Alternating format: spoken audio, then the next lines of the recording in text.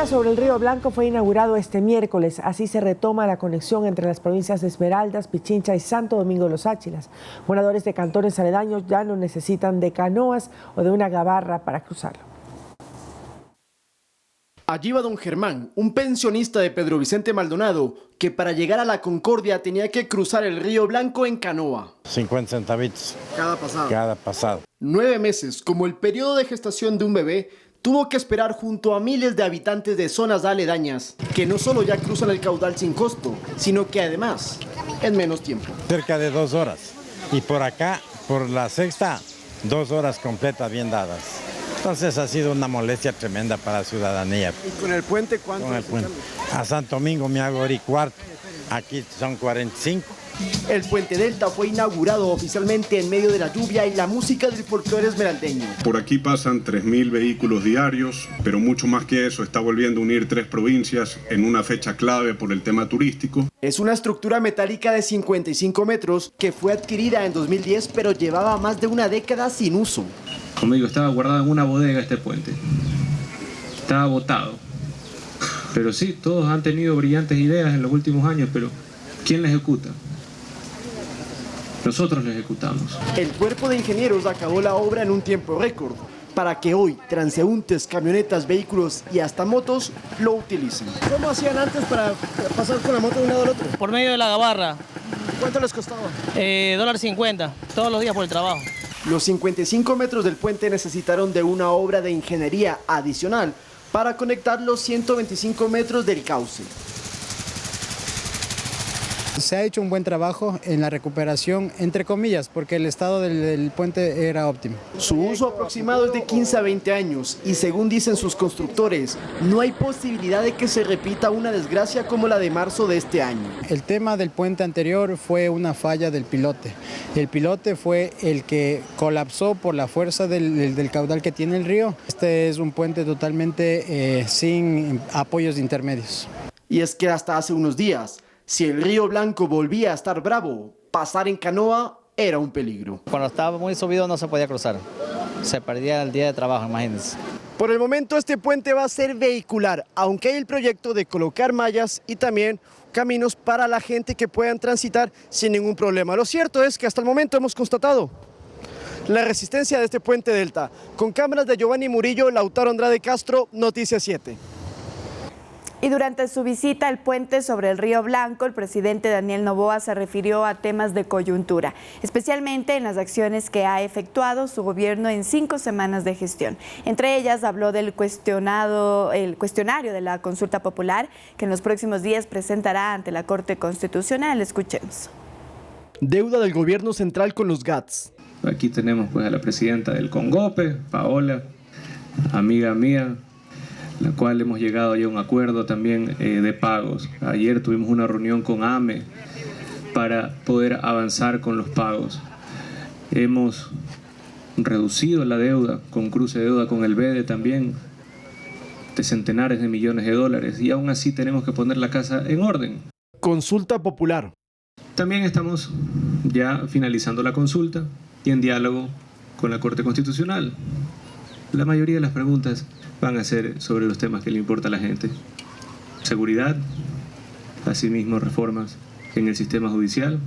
Seguridad.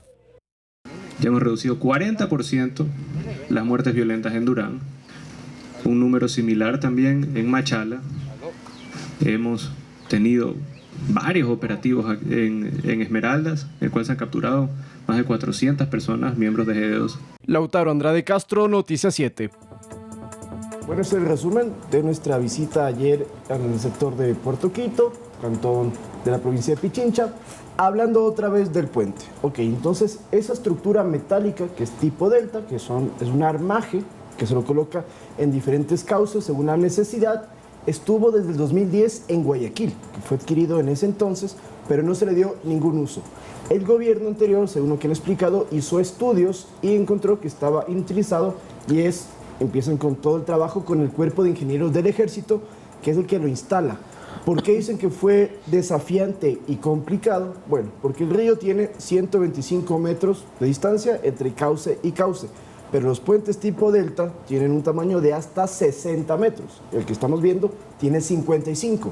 Entonces, aparte de instalarlo, tenían que buscar la forma de crear una especie de carretera que conecte y así entonces se lleguen a los 125 metros.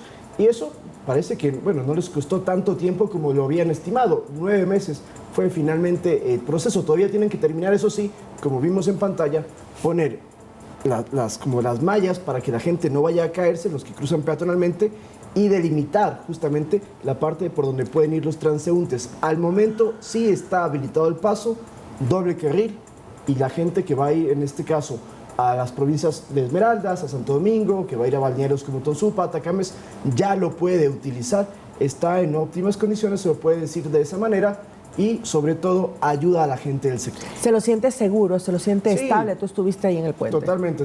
Miren, ahí estamos viendo las imágenes. Pueden pasar vehículos pesados, estoy hablando de camiones, camionetas también que lleven producción, el caso de bicicletas, motocicletas, pasan una cantidad que no se imaginan ustedes. Ahí estamos viendo estas filas, evidentemente, porque era el primer día y todavía estaban habilitando la parte del lado contrario. Sí. Estas son las canoas, por cierto, que sí van a perder un sustento porque eran 50 centavitos que costaban para cruzar de un lado al otro. Claro, pero ahora con la llegada nuevamente de las lluvias, y es importante nuevamente recalcar lo que decía el entrevistado con quien conversaste el día de ayer.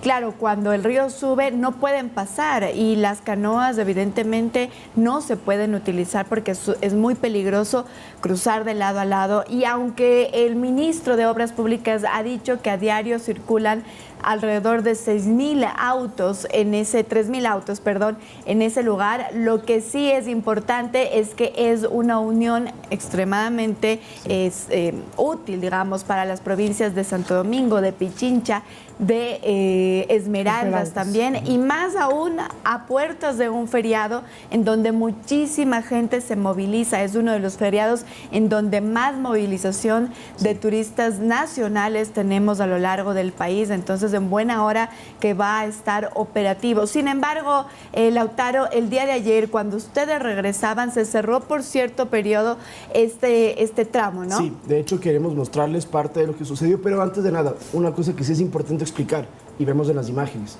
Le consulté a los miembros del cuerpo de ingenieros.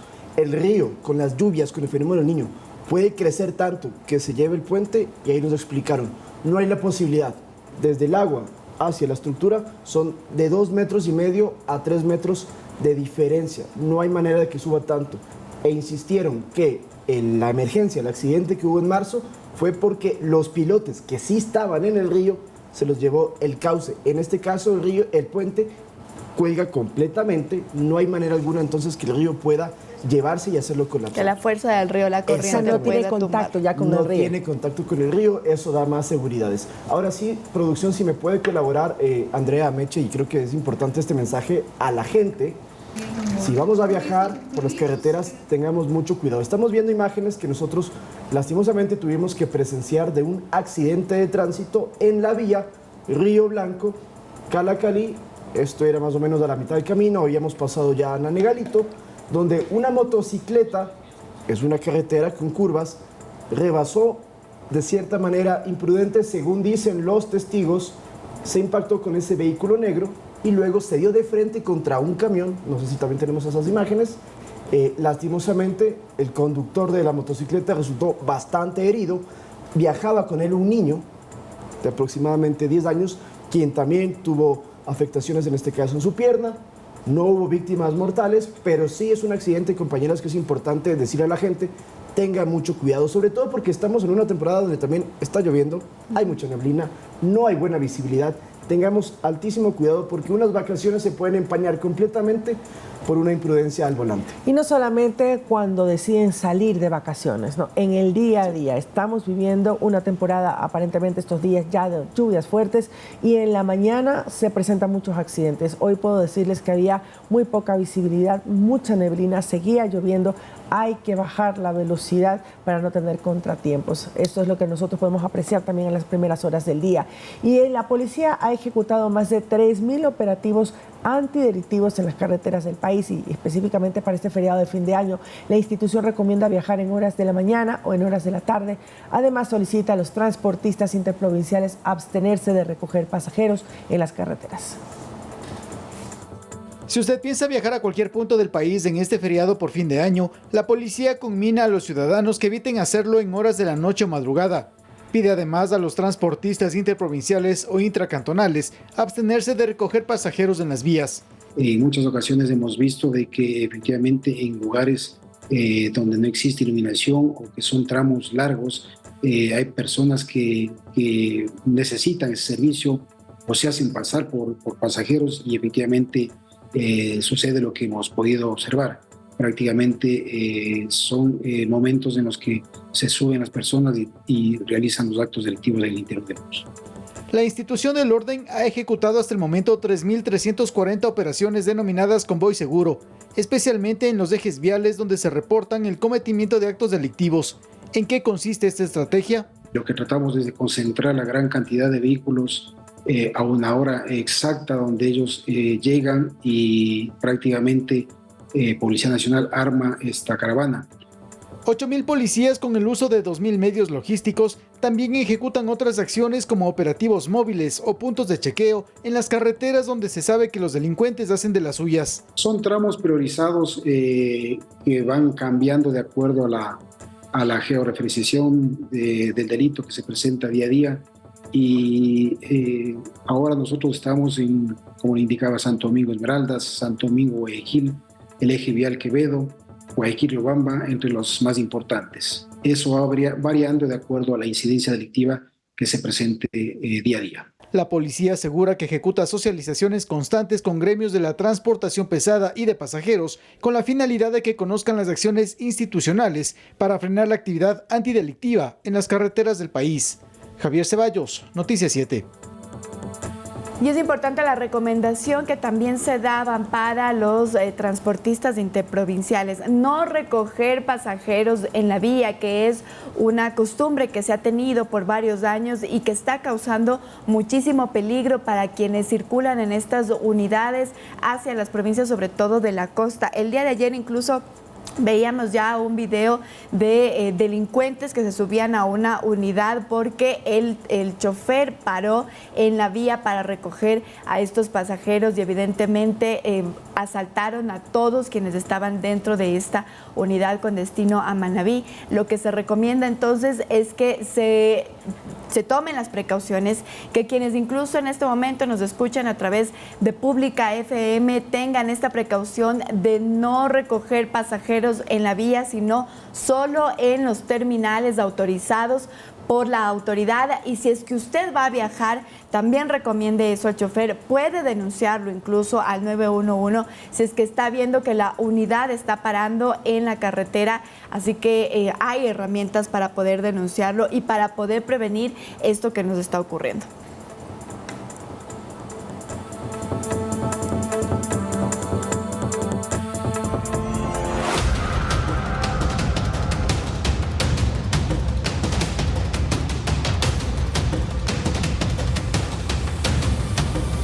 Conversaciones sobre atentados a personajes políticos, millonarios, recursos para obras públicas e incluso financiamiento de campañas políticas son parte de los nuevos chats que la Fiscalía extrajo del teléfono del narcotraficante Leandro Norero en el caso Metástasis. A continuación, un resumen. En nuevos chats revelados por Fiscalía sobre el caso Metástasis, Leandro Norero, el patrón como se hacía llamar, conversaba con un sinnúmero de figuras judiciales y abogados, con los que planificaba pagar dinero para obtener beneficios penitenciarios, incluso planificar atentados. El 11 de septiembre del 2022, un mes antes de que Norero sea asesinado, conversaba con su abogado Eli Angulo sobre las intenciones de Javier Jordán para atentar contra Fernando Villavicencio. ¿Y qué dice XJ, mi estimado? Ese está declarando la guerra con FB, jajajaja. Yo creo que XJ ya debe darle el golpe final, porque lo carga media vida. Jajajaja, a ese lo doy yo. También se habla del pago para obras públicas. Según los chats de Fiscalía, Javier Jordán les habría conseguido $12 millones para obras en la provincia de Santa Elena y la alcaldía de Salinas. El prefecto de Salinas y el alcalde se creen república independiente, ¿sabes? Andan hechos los sabidos, hay que pegarles un susto. Préstame unos muchachos. Yo le pago los gastos para que le jalen las orejas si tienes ese personal. Allá tengo gente, de una. José Daniel Villao es el prefecto y el alcalde Daniel Cisneros. A ese par se les consiguió 12 palos para unas obras y se les dieron a otros, ¿puedes creer? De una, hagámosle. Déjame consultarle al ruso para que vayan de parte de él. Es el 5% de 12 palos. Son 600 latas que tenían que dar y no dieron, ni responden. Ja. Por eso querían comprarme mi casa.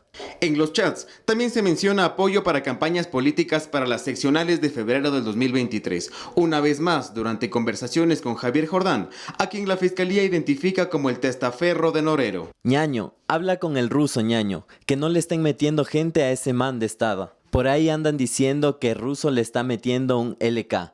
Y que no se preocupa de mí porque tiene a alguien que me controla. No le pares bola a ese, es pura lengua. El ruso no se mete en nada de nada y con nadie. Solo estamos apoyando a la Arce, a la de Durán. Alexandra Arce, quien fue exalcaldesa de Durán en esa época y ahora es asambleísta, respondió: Yo no conozco al señor Javier Jordán y peor al fallecido Leandro Norero, por lo que voy a solicitar a la Fiscal General del Estado que por favor se esclarezca este hecho, que el señor Javier Jordán diga a quién le entregó el apoyo, a través de qué persona, porque a mis manos nunca ha llegado absolutamente nada. Poco a poco la Fiscalía está liberando los chats extraídos del teléfono del narcotraficante Leandro Norero, que ha sacudido la esfera pública y judicial. Edison Saavedra, Noticias 7. Bueno, y lo que la Fiscalía ha anunciado sobre este caso en donde se van revelando estos chats, actualización de los chats que está publicando Fiscalía, lo que ha dicho entonces Fiscalía es que se prevé que se vincule a 8 personas más dentro del caso Metástasis. Recordemos que cuando hubo todos estos allanamientos, la Fiscalía anunció que eran 31 los procesados. Con esta nueva vinculación entonces serían 39, pero no será sino hasta el 3 de enero cuando se instale esta diligencia que se los podrá vincular.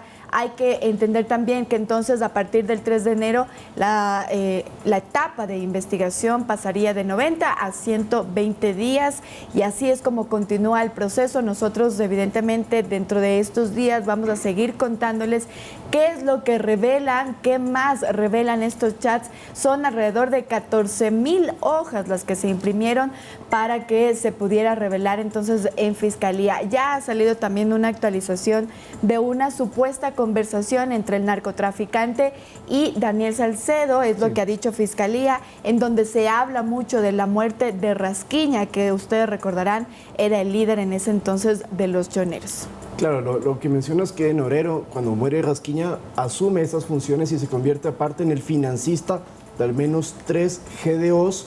Era rival de alias Fito, que es de los choneros, alias Fito y alias JR, quien fue abatido en mayo de este año.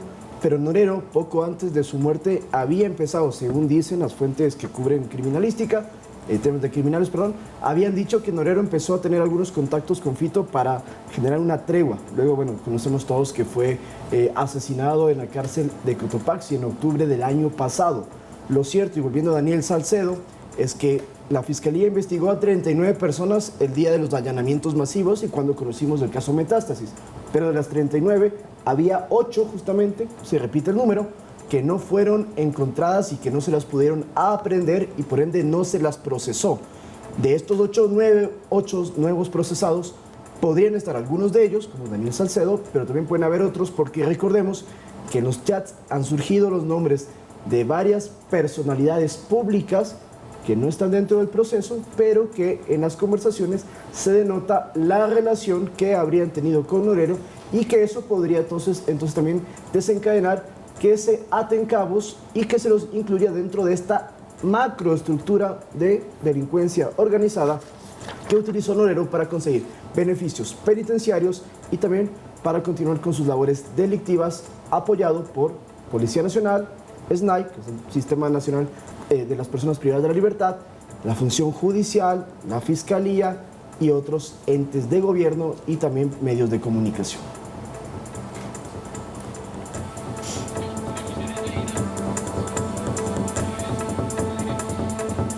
La Fiscalía solicitó se dicte orden de prisión preventiva contra el expresidente de la Judicatura, Wilman Terán, y el vocal del organismo, Javier Muñoz, por un presunto delito de obstrucción a la justicia, esto en el caso Independencia Judicial. Mientras que para Maribel Barreno, vocal suspendida, y 4 funcionarios más, solicitó medidas alternativas que incluyen la retención de cuentas, grillete electrónico y la prohibición de salida del país. La Fiscalía formuló cargos por la supuesta intromisión que se había cometido en 2 casos, entre estos el conocido como Las Torres, por el que se encuentra sentenciado el excontralor Pablo Celi, y también el caso donde se investiga un presunto delito de tráfico de influencias contra Maribel Barreno y Juan José Morillo. A mediodía la audiencia se suspendió y se reanudará este próximo jueves 28 de diciembre, donde el juez Luis Rivera, salpicado en el caso Metástasis, decidirá si acepta o no el pedido de prisión preventiva. Y continuamos en temas judiciales porque en el complejo judicial al norte de Quito, la jueza Melissa Muñoz instaló la audiencia para revisar el pedido de prelibertad a favor del ex vicepresidente Jorge Glass, quien según sus abogados ha cumplido el 40% de su sentencia de 8 años de prisión tras la unificación de penas del caso Odebrecht y del caso Sobornos. Glass participó de manera virtual ya que se mantiene en calidad de huésped en la Embajada de México en Ecuador desde el pasado 19 de diciembre por investigaciones del caso Reconstrucción de Manabí. Glass ya solicitó asilo político al gobierno mexicano. Al respecto se pronunció la ministra de Gobierno, Mónica Palencia. Escuchemos sus declaraciones.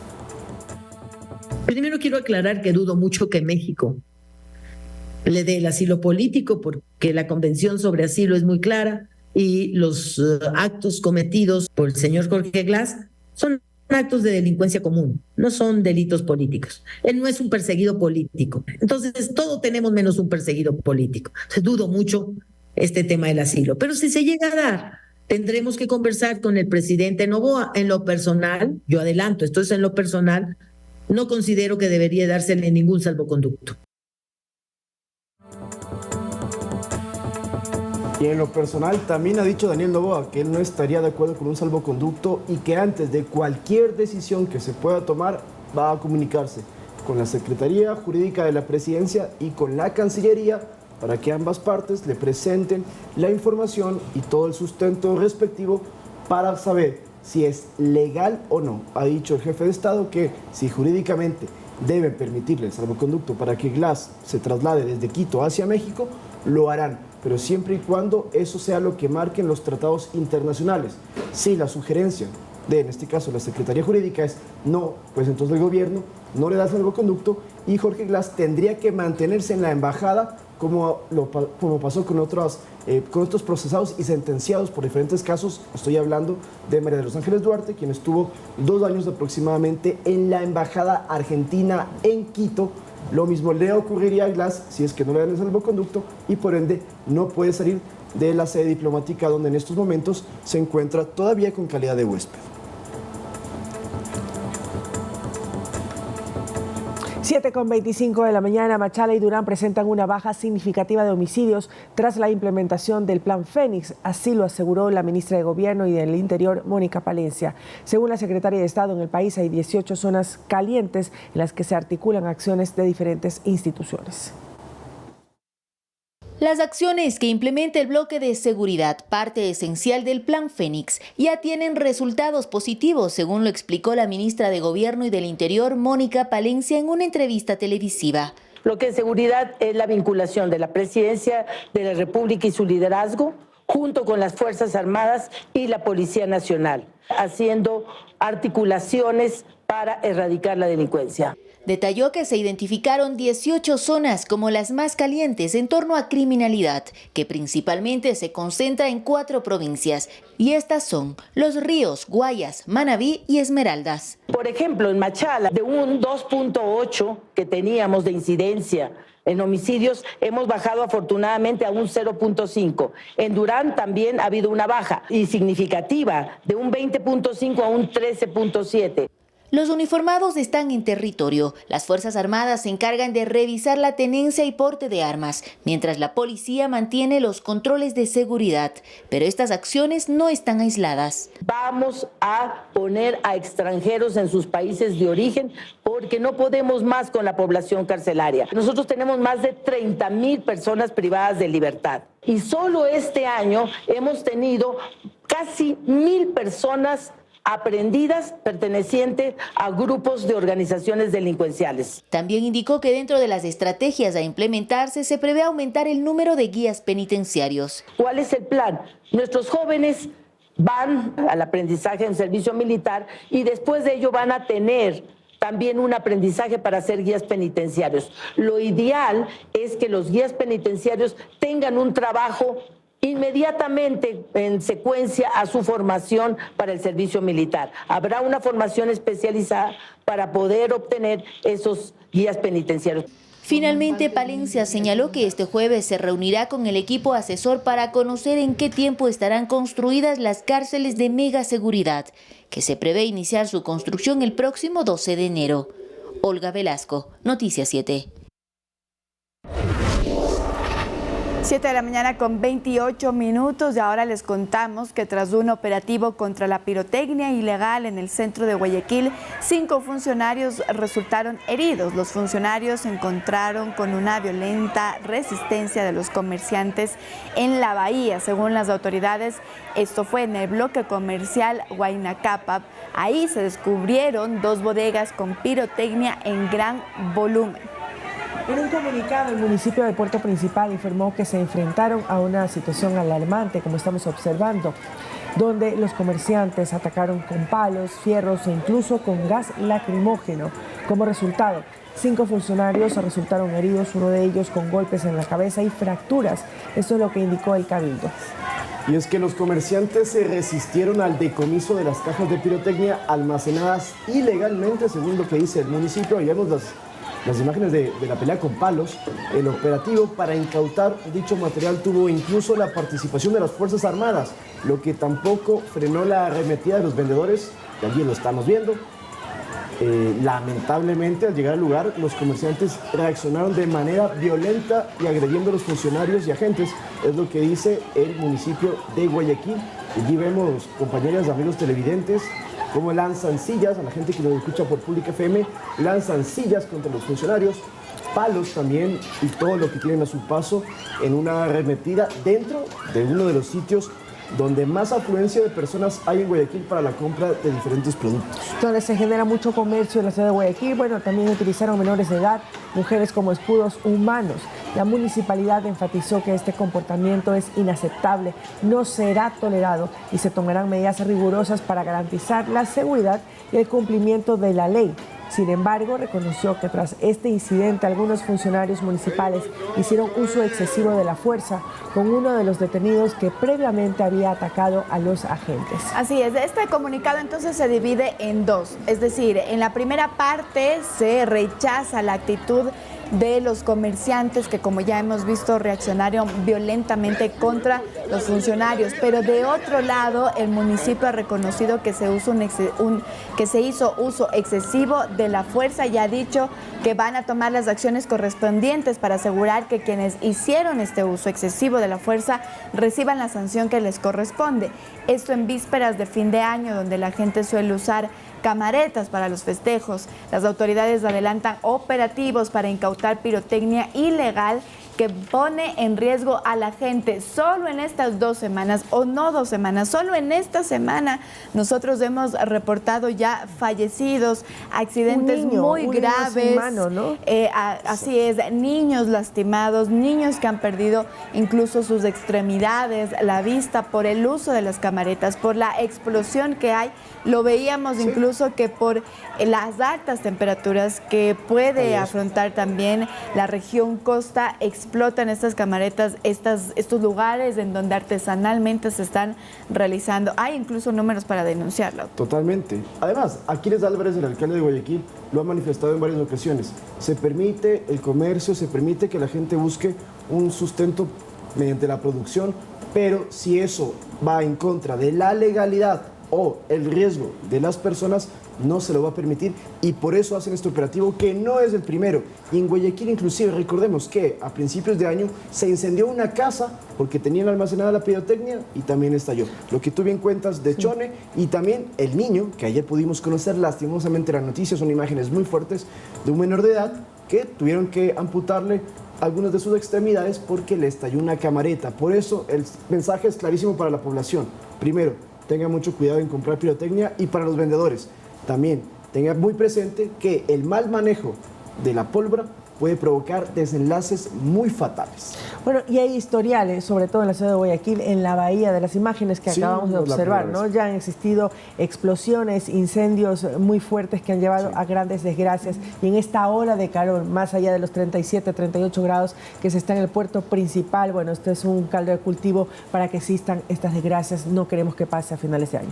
Bien, 7 de la mañana con 32 minutos. Con esto nosotros nos vamos a una pausa, amigos, pero quédese porque al retornar estaremos en nuestro segmento de entrevista conversando con la ministra de Energía y Minas. Ya volvemos. Andrea Robo estará con nosotros en pocos instantes.